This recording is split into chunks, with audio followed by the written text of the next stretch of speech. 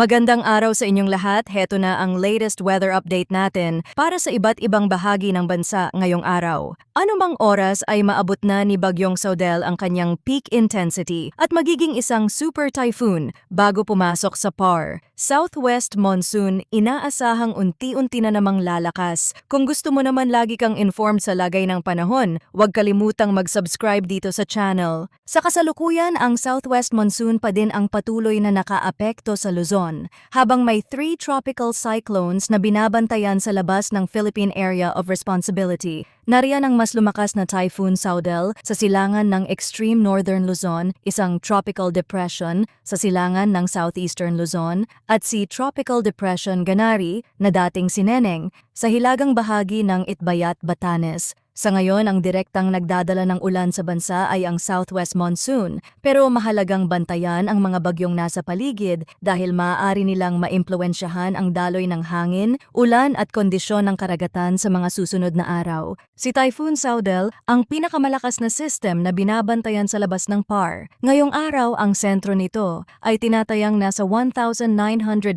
kilometers east of extreme northern Luzon. Taglay nito ang maximum sustained winds na 165 kilometers per hour malapit sa sentro. May gustiness na umaabot hanggang 205 kilometers per hour at kumikilos northwestward sa bilis na 30 kilometers per hour. Malayo pa ito sa kalupaan ng Pilipinas, pero dahil napakalakas na ng hangin malapit sa sentro at mabilis ang galaw nito patungong hilagang kanluran, ito ang pangunahing system na dapat tutukan sa labas ng PAR. Bukod kay Saudel, meron ding tropical depression sa silangan ng southeastern Luzon. Ang sentro nito ay nasa 1,265 kilometers east of southeastern Luzon. Taglay nito ang maximum sustained winds na 55 kilometers per hour malapit sa sentro, may gustiness na hanggang 70 kilometers per hour at kumikilos east-northeastward sa bilis na 15 kilometers per hour. Sa ngayon, nasa labas pa rin ito ng PAR at nananatiling bahagi ng mas aktibong tropical pattern sa silangang bahagi ng bansa.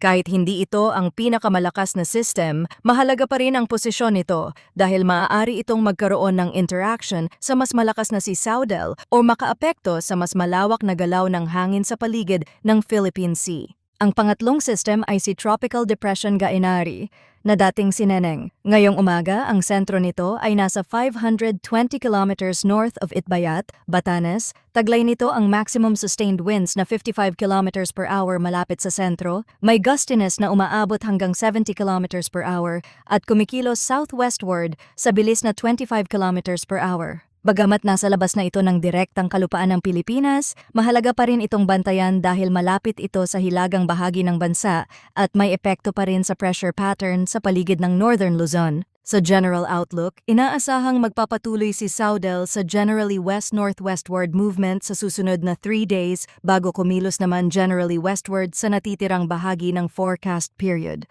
Ang sentro ni Saudel ay inaasahang papasok sa northeastern boundary ng Philippine Area of Responsibility ngayong araw, August 24, maaaring sa umaga o hapon. Ibig sabihin, kahit nasa labas pa ito ng PAR sa ngayon, may posibilidad na maging parte na ito ng direktang monitoring area ng bansa sa loob ng susunod na araw. Kapag pumasok ito sa PR, mas magiging mahalaga ang magiging track, lakas at posisyon nito kaugnay ng Northern Luzon at Philippine Sea. May posibilidad pa rin na ang tropical depression sa silangan ng Southern Luzon na nasa labas ng PAR ay makapasok din sa loob ng Philippine Area of Responsibility. Hindi pa ito tuluyang inaalis sa posibilidad, kaya may uncertainty pa sa magiging sequence ng pagpasok ng mga system. Si Saudel ay bibigyan ng domestic name na Obet o Pilandok, depende sa magiging order ng pagpasok sa PAR. Kung alin ang unang papasok at maging kwalipikado sa naming area, iyon ang makakatanggap ng unang available na pangalan.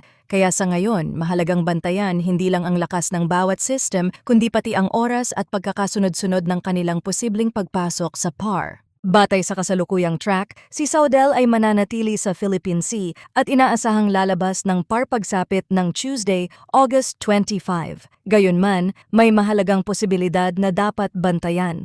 Kung magiging mas westward ang track nito beyond 48 hours, maaaring manatili pa si Sodel sa loob ng parlampas ng Tuesday. Ibig sabihin, kahit may general track na nakikita ngayon, hindi pa rin sarado ang posibilidad ng pagbabago sa susunod na mga araw. Ang kaunting paglipat ng track pakanluran ay maaring magpabago sa haba ng pananatili nito sa loob ng parat sa posibleng epekto nito sa monsoon flow. Inaasahan ding aabot si Sodel sa Super Typhoon category ngayong araw August 24 bago pa ito pumasok sa PAR. Pagkatapos maabot ang peak intensity, inaasahan ang gradual weakening, pero hindi pa rin inaalis ang posibilidad na pumasok ito sa PAR bilang isang super typhoon. Ito ang dahilan kung bakit malaking bahagi ng pagbabantay ngayon ay nakatuon kay Sodel.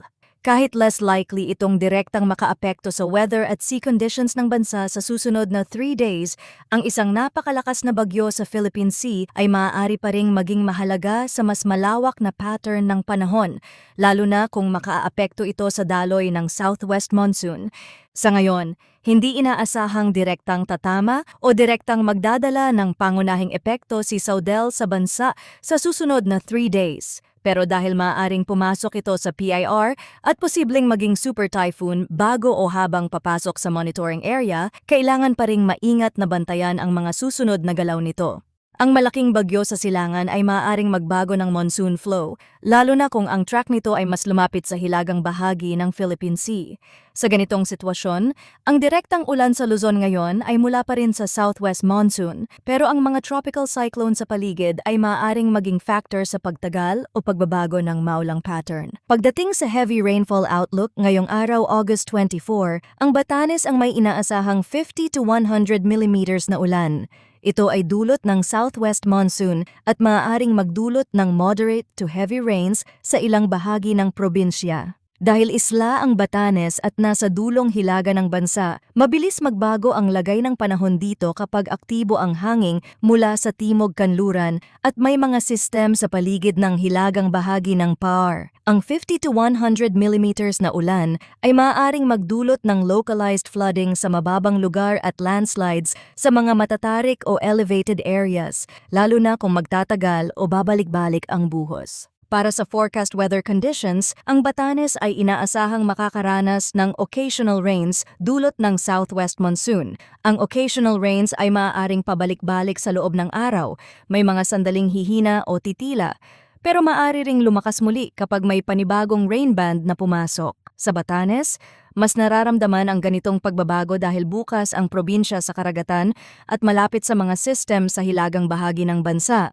Posible ang flash floods or landslides dahil sa moderate to heavy rains, lalo na kung ang buhos ay magtatagal sa ilang bahagi o kung ang lupa ay dati nang saturated. Sa Metro Manila, Ilocos Region, Cordillera Administrative Region, Central Luzon, rest of Cagayan Valley, Rizal, Cavite, Batangas at Occidental Mindoro, inaasahan ang cloudy skies with scattered rains and thunderstorms dulot ng southwest monsoon. Sa mga lugar na ito, hindi man palaging tuloy-tuloy ang ulan, mas mataas ang posibilidad ng pabalik-balik na buhos kumpara sa mga lugar na isolated thunderstorms lamang. Kapag may active rain band or thunderstorm na tumama, maaaring maging moderate to at times heavy ang ulan. Dahil dito, may posibilidad ng flash floods sa mabababang lugar at landslides sa mga bahagi na malapit sa bundok o matarik na terrain. Sa Metro Manila, maaaring maging pabago-bago ang panahon. May mga oras na makulimlim lamang pero pwedeng biglang lumakas ang ulan kapag may thunderstorm na nabuo o may rain band na dumaan. Kapag tumapat ang buhos sa oras ng mabigat na biyahe, mas mabilis itong makaaapekto sa daloy ng trapiko at sa mga kalsadang madalas maipunan ng tubig. Sa mga lugar na mababa o mahina ang drainage, posible ang localized flooding kahit hindi buong araw ang ulan. Ang mahalagang bantayan sa Metro Manila ay ang biglaang paglakas ng buhos at ang posibilidad na manatili ang makapal na ulap sa ilang bahagi ng lungsod. Sa Ilocos Region, maaaring magdala ang southwest monsoon ng mas makulimlim na kalangitan at scattered rains sa iba't ibang bahagi ng araw. Dahil nasa kanlurang bahagi ito ng Luzon, mas madali nitong saluhin ang hanging may dalang moisture mula sa West Philippine Sea. Sa mga lugar na malapit sa baybayin, ilog at mababang kalsada, posibleng magkaroon ng localized flooding kapag tumagal ang ulan. Sa mga lugar naman na malapit sa kabundukan or slope, bantayan ang posibilidad ng pagguho ng lupa kung magpapatuloy ang pabalik-balik na buhos. Sa Cordillera Administrative Region, mas mahalaga ang pagbabantay sa landslides. Kapag ang ulan mula sa southwest monsoon ay tumama sa kabundukan, maaaring lumakas ang buhos sa matataas na bahagi kahit mas mahina ito sa kalapit na kapatagan. Ang mga mountain roads, komunidad sa paanan ng bundok, at mga lugar na dati nang nabasa ng ulan ang mas sensitibo sa pagguho. Sa rest of Cagayan Valley, maaari ring magkaroon ng scattered rains and thunderstorms lalo na sa mga lugar na maaabot ng moisture mula sa monsoon flow at sa impluensya ng mga sistem sa hilagang bahagi ng bansa. Sa Central Luzon, kabilang ang mga kapatagan at mga lugar na madalas maapektuhan ng biglaang pagbaha, ang scattered rains and thunderstorms ay maaaring magdala ng water buildup kapag lumakas ang buhos sa loob ng maikling panahon. Sa Pampanga, Bulacan, Tarlac, Nueva Ecija at iba pang bahagi ng Central Luzon, ang ulan ay maaaring hindi pantay-pantay pero sa mismong lugar na tatamaan ng thunderstorm, maaari itong maging malakas. Sa ganitong setup, ang kalsadang mababa, mga komunidad na malapit sa ilog, at mga agricultural areas ang mas madaling maapektuhan. Sa Rizal, Cavite, Batangas, at Occidental Mindoro, inaasahan din ang cloudy skies with scattered rains and thunderstorms dahil sa southwest monsoon. Sa Rizal, maaaring magkaroon ng mas mataas na landslide concern sa mga lugar na malapit sa bundok. Sa Cavite at Batangas, ang mga urban areas, low-lying roads, at baybaying lugar ay maaaring maapektuhan kapag lumakas ang buhos. Sa Occidental Mindoro, dahil nasa western side ito ng bansa, mas bukas ito sa pagpasok ng monsoon clouds mula sa karagatan. Maaaring magkaroon ng pabalik-balik na ulan, lalo na kapag mas lumakas ang southwest flow. Para sa rest of Luzon, ang inaasahang lagay ng panahon ay partly cloudy to cloudy skies with isolated rain showers or thunderstorms dulot pa rin ng southwest monsoon. Mas hiwa-hiwalay ang ulan dito kumpara sa mga lugar na may scattered rains pero hindi ibig sabihin na walang banta. Kapag may isolated thunderstorm na nabuo, maaari itong magdala ng malakas na buhos sa maikling panahon. Kung severe ang thunderstorm, posible pa rin ang flash floods or landslides sa mga sensitibong lugar. Sa ganitong klase ng panahon, maaaring may isang lugar na halos walang ulan habang ang kalapit na bayan ay nakararanas na ng malakas na thunderstorm. Sa rest of the country, ang inaasahang panahon ay partly cloudy to cloudy skies with isolated rain showers or thunderstorms dulot ng localized thunderstorms. Sa Visayas at Mindanao, mas nakadepende ang pag-ulan sa lokal na pagbuo ng thunderstorm clouds. Maaaring magsimula ang araw na mainit o bahagyang maaliwalas, pero kapag uminit ang paligid at dumami ang moisture sa atmosphere, maaaring kumapal ang ulap at magdala ng biglaang buhos. Kapag severe ang thunderstorm, posible pa rin ang flash floods o landslides, lalo na sa mga lugar na mababa, malapit sa ilog o nasa matatarik na bahagi. Pagdating naman sa forecast wind and coastal water conditions, sa northern at western sections ng Luzon ay inaasahan ang moderate to strong na hangin mula southwest to south. Ang coastal waters ay moderate to rough na may taas ng alon mula 1.5 hanggang 3.4 meters. Ibig sabihin, mas magiging maalon ang dagat sa mga baybaying bahagi ng northern at western Luzon, lalo na sa mga lugar na bukas sa West Philippine Sea at sa dulong Hilaga. Sa Batanes at iba pang northern coastal waters, maaaring maging mas mahirap ang paglalayag ng maliliit na sasakyang pandagat, lalo na kung may kasabay na ulan, thunderstorm at bigla ang pagbugso ng hangin. Sa rest of the country, inaasahan ang light to moderate na hangin mula south to southwest. Ang coastal waters ay slight to moderate na may taas ng alon mula 0.6 hanggang 2.1 meters. Sa pangkalahatan, mas banayad ang kondisyon ng dagat kumpara sa northern at western sections ng Luzon, pero maaari pa rin itong magbago kapag may localized thunderstorm. Kapag may makapal na ulap, kulog, kidlat at biglaang pagdilim sa karagatan, maaaring pansamantalang lumakas ang hangin at tumaas ang alon. Kaya kahit slight to moderate ang general sea condition, mahalaga pa ring obserbahan ang aktual na kilos ng ulap at dagat sa paligid.